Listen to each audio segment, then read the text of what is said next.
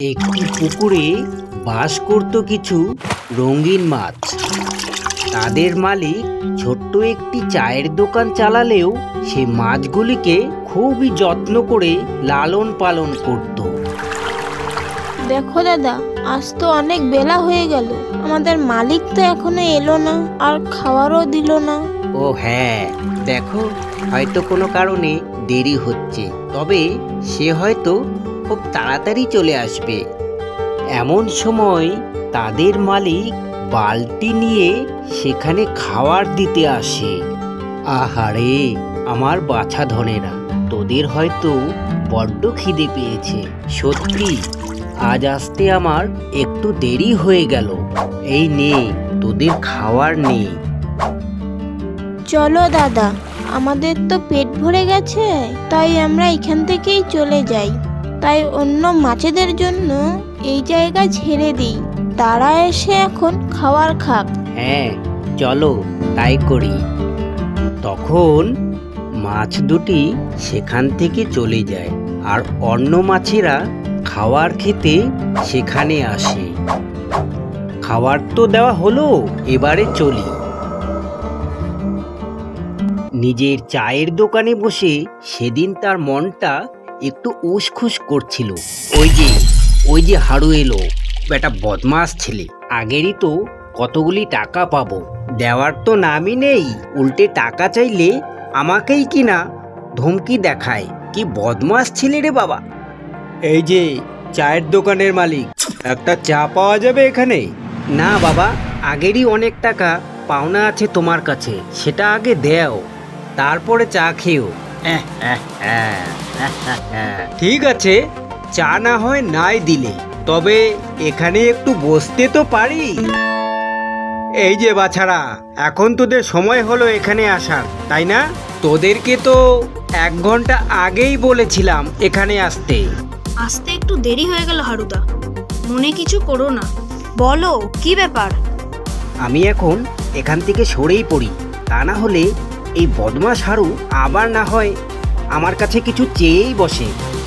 যাই।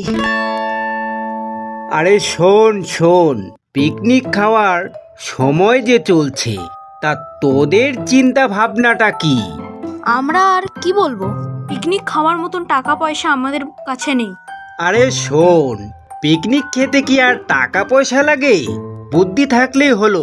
শোন, আমরা ফ্রিতে পিকনিক করব, বুঝেছিস? কোনো টাকা পয়সা লাগবে না। টাকা পয়সায় যদি না লাগে তাহলে বলো কি করতে হবে? আরে এই যে আমাদের চাওয়ালা, এর তো একটি পুকুর আছে, কি তাই না? হ্যাঁ তা তো আছে, আর ওখানে অনেক মাছও আছে। আরে হ্যাঁ, সেখান থেকেই আমরা মাছ চুরি করব, আর ওটা দিয়েই পিকনিক হবে, বুঝলি? না না বাবা, আমি এতে নেই হারুদা। বাড়ির লোক যদি শুনতে পারে আমি মাছ চুরি করতে গেছি, তাহলে আমার ভাগ্যে ধোলাই জুটবে। তাহলে আমি চলি, যা করার তোমরাই করো।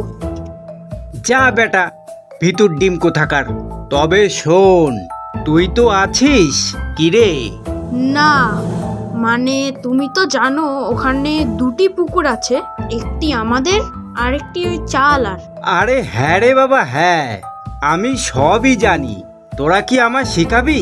তবে হারুদা, ওখানে তো আমাদেরও পুকুর আছে, তাই তোমার সঙ্গে মাছ চুরি করতে গেলে যদি কেউ আমাকে দেখে ফেলে, তাহলে কি কাণ্ডটাই না ঘটবে।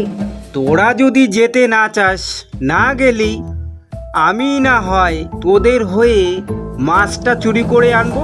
তবে শোন, পিকনিকের দিন আসতে ভুলিস না যেন, বুঝলি? এখন চল তবে। এদিকে চায়ের দোকানের মালিক তার দোকান বন্ধ করে দুপুরবেলায় বাড়ি যাচ্ছিল। তখন সেখানে হারু আসে পিকনিক করার জন্য মাছ চাইতে। শোনো, আমরা পিকনিক করব। এই মেরেছে, এই হারু আবার কোনো অন্যায় আবদার এখন করে না বসে আবার। তাই বলছি যে তোমার পুকুরের থেকে কিছু মাছ চাই। না না না না, অনেক হয়েছে হারু, তোমার এই অন্যায় আবদার আমি কিছুতেই মেনে নিব না। পিকনিকই যদি করতে হয় তবে যাও না বাবা, পয়সা দিয়ে এই মাছ কিনে নাও না। তারপর না হয় পিকনিক করো। ও বুঝেছি, তোমাকে যা ভেবেছিলুম তুমি তাই হলে। তা দিবে না তো? ঠিক আছে, আমিও এর বদলা নিয়ে ছাড়বো। কি বখাটে ছেলে রে বাবা, খালি দাদাগিরি করে। এক পয়সা উপার্জন করার মুরুত্ব নেই, তার আবার লম্বা চওড়া কথা। যাই, পুকুরের মাছগুলিকে দেখে আসি। ও গিন্নি, তুমি এখানে? আজ আমার আসতে একটু দেরি হয়ে গেল। হ্যাঁ, তাই তো আমি মাছগুলিকে খাবার দিতে এসেছিলাম। তা তোমার তো দেরি হলো কেন? আসলে আমি পড়েছি মহা বিপদে। আরে ওই যে ওপাড়ার হাড়ু আছে না? হ্যাঁ, চিনি তো তাকে। দেখো, সে আমার কাছে একটি অন্যায় আবদার করে বসেছে। সে বলছে কিনা পিকনিক খাবে, তাই তো আমাদের পুকুরের থেকে মাছ চাইছে। তা তুমি কি বললে তাকে? আরে গিন্নি, আমি তো সরাসরি ওকে না করে দিলাম। দেখো, এত যত্ন করে মাছগুলিকে লালন পালন করেছি, আর এভাবে কি ওকে দিয়ে দেওয়া যায়? হ্যাঁ, তুমি ঠিকই বলেছ।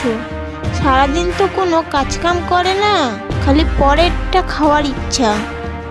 গিন্নি, আমার বড় চিন্তা হচ্ছে গো। না, হারু আমাদের কিচ্ছু করতে পারবে না। চলো এখন বাড়িতে চলো। তারা যখন এইসব কথা বলা বলি করছিল, তখন পুকুরের পাশে কলা বাগানে থাকতো একটি বানর। সে তখন এই সব কথা শুনতে পায়। আরে এই পুকুরের মালিক তো খুব ভালো লোক, আর ওই হাড়ু হলো কিনা একটি পাজি লোক।